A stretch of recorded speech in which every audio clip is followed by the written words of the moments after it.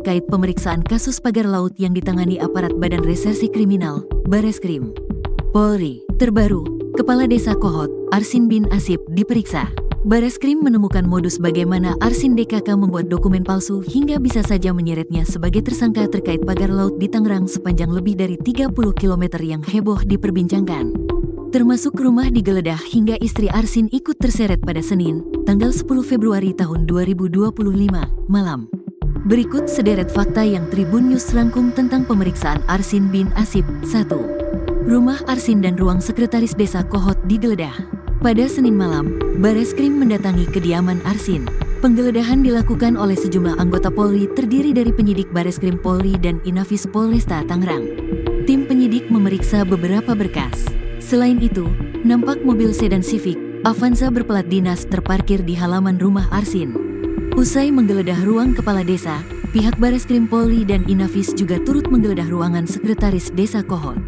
Petugas tampak melakukan penggeledahan secara detail dengan membuka loker hingga lemari berkas milik para pejabat desa tersebut. Di ruangan sekretaris desa Kohot pula terdapat sebuah foto Kades Arsin yang terpampang di bawah foto Presiden Prabowo dan Wakil Presiden Gibran Rakabuming Raka. Dalam penggeledahan di kantor desa setinggi 2 lantai itu, tak ada satupun terlihat pejabat desa Kohot yang tampak hadir. Di samping itu, anggota keluarga dan istri kepala desa Kohot, Arsin, juga turut diperiksa Bareskrim Mabes Polri terkait pagar laut pada Senin, tanggal 10 Februari tahun 2025, malam. 2. Bareskrim disambut 10 pengawal pribadi.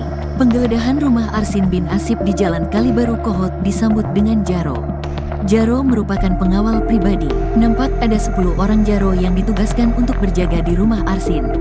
3. Arsin sudah diperiksa, statusnya bisa naik jadi tersangka. Direktur Tindak Pidana Umum, Dirtipidum, Bareskrim Polri Brigjen Juhandani Raharjo Puro menerangkan telah memeriksa Arsin. Sudah diperiksa sebagai saksi sesuai haknya. Kita akan tetap mengedepankan praduga tak bersalah. Kita sudah memeriksa kepala desa, jelas Juhandani. Dari pemeriksaan itu, Juhandani mengaku mendapatkan modus operandi Arsin DKK. Mereka diduga membuat dan menggunakan surat palsu dalam melakukan permohonan pengukuran dan permohonan pengakuan hak ke kantor pertanahan Kabupaten Tangerang. Kemudian selanjutnya ada peran-peran yang membantu yang tentu saja dari peran-peran pembantu dan lain sebagainya ini akan kita lengkapi alat buktinya lebih lanjut, ucapnya.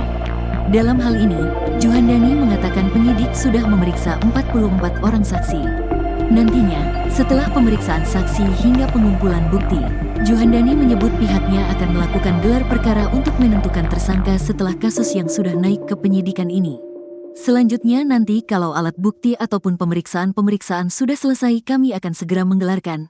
Apakah ini patut ditingkatkan sebagai tersangka atau keterlibatan lainnya untuk dikembangkan dalam proses penyidikan lebih lanjut, jelas dia. 4. Warga Kohot serukan gerakan tangkap Arsin. Meski Bareskrim menyebut telah memeriksa Arsin, warga Kohot nyatanya belum melihat batang hidung Arsin bin Asip. Hingga muncul gerakan tangkap Arsin dalam lingkup desa Kohot, Kecamatan Paku Haji, Kabupaten Tangerang, Banten. Gerakan tangkap Arsin dibentuk oleh kelompok Laskar Jiban.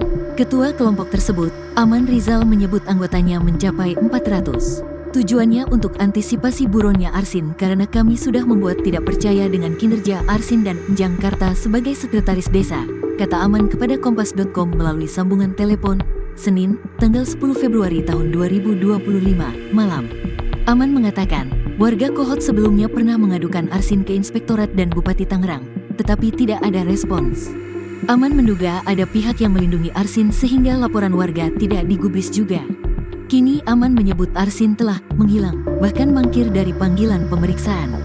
Saat ini Arsin tidak diketahui keberadaannya, padahal proses hukum sedang berjalan, tambahnya. Warga Kohot lainnya, Oman mendukung upaya penegak hukum dalam pemeriksaan Arsin.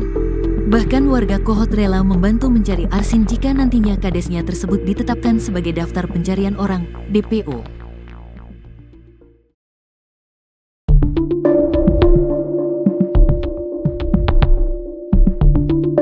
Pemeriksaan istri Kades Kohot buntut kasus pagar laut tak didampingi Arsin. Istri Kepala Desa, Kades Kohot, Arsin diperiksa Bareskrim Mabes Polri pada Senin, tanggal 10 Februari tahun 2025, malam. Istri Arsin diperiksa terkait perkara pagar laut di Tangerang. Dikutip dari tribuntangerang.com, istri Arsin ditemani satu anggota keluarganya, yang diduga adik Arsin. Keduanya tampak diminta menandatangani sebuah berkas yang diduga berisi berita acara perkara, BAP, soal pagar laut. Sebelumnya, Arsin sempat dipanggil oleh Bareskrim tetapi ia memilih tak hadir. Jadi, Kepala Desa, kami sudah memanggil, diundang untuk klarifikasi, tapi belum hadir, ujar Direktur Tindak Pidana Umum Bareskrim Mabes Polri Brigjen Juhandani Raharjo Puro di Gedung Bareskrim Polri, Jakarta Selatan, Selasa, tanggal 4 Februari tahun 2025. Meski demikian, undangan klarifikasi dari Bareskrim Polri kepada Arsin tidak bersifat memaksa karena kasus masih dalam tahap penyelidikan saat itu. Karena proses klarifikasi, proses lidik, kami undang. Tentu saja kalau undangan, klarifikasi kan sifatnya undangan. Jadi bisa terserah tidak hadir, ujarnya. Setelah kasus tersebut masuk dalam tahap penyidikan, Bareskrim Polri pun mengagendakan pemeriksaan saksi-saksi. Penyidik akan kembali memanggil 25 orang saksi dalam kasus pagar laut tersebut termasuk Arsin. Ini kita tunggu hasilnya dan disampaikan saat ini adanya dugaan tindak pidana pemalsuan surat hak guna bangunan, SHGB, dan kemudian akan kembali memanggil 25 saksi, kata Karo Penmas Divisi Humas Polri Brigjen Trunoyudo Wisnu Andiko di Gedung Bareskrim Polri, Jakarta, Jumat, tanggal 7 Februari tahun 2025. Dalam proses penyidikan tentu ada konsekuensi dalam melaksanakan pemanggilan itu wajib untuk dihadiri dan diambil keterangannya, kata Trunoyudo. Diketahui, penyidik Direktorat Tindak Pidana Umum, Dittipidum, Bareskrim Polri melakukan penggeledahan di sejumlah tempat terkait kasus dugaan pemalsuan surat hak guna bangunan, HGB, dan surat hak milik, SHM, dalam polemik pagar laut di Tangerang, Senin, tanggal 10 Februari tahun 2025, hari ini. Penggeledahan dilakukan salah satunya berlangsung di rumah terlapor berinisial R. Namun, hingga kini belum ada penjelasan lebih lanjut mengenai sosok R tersebut.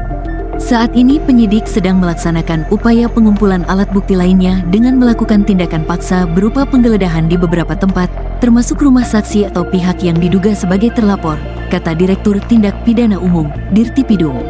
Bareskrim Polri Brigjen Juhandani Raharjo Puro, Senin. Juhandani menyebut penggeledahan dilakukan setelah pihaknya memeriksa sebanyak 44 saksi terkait kasus tersebut. Sampai saat ini, kami telah memeriksa sebanyak 44 orang saksi. Dari hasil pemeriksaan, kami menemukan bahwa dugaan pemalsuan ini terjadi sejak tahun 2021 hingga saat ini di Desa Kohot, Kecamatan Paku Haji, Kabupaten Tangerang, tuturnya.